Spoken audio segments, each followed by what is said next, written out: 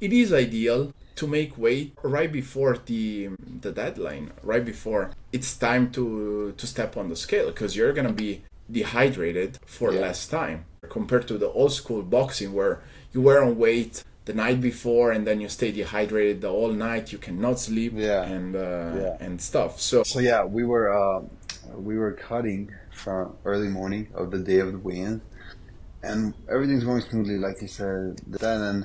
And then I think I have about like a pound or something left, and I see the time is because the cutoff is like 11. I see the time is like somewhere in the 10 something. So at that moment, I start panicking a little bit in my head.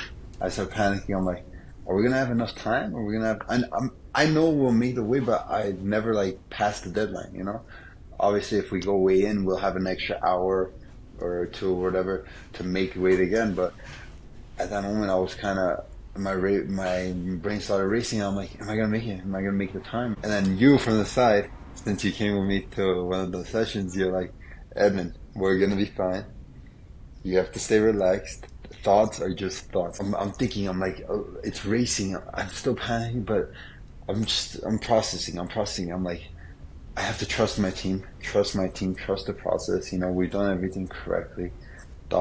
These thoughts are just thoughts probably, and yeah, it's just like it was a battle.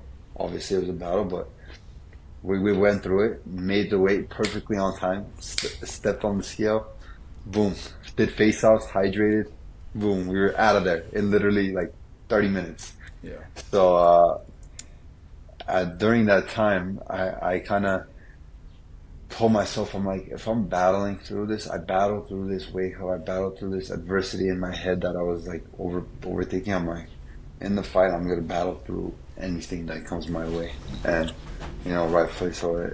Like we battled through it and got the win, but just that was also like it wasn't a physical struggle, obviously in um, the weight cut because everything was going smoothly.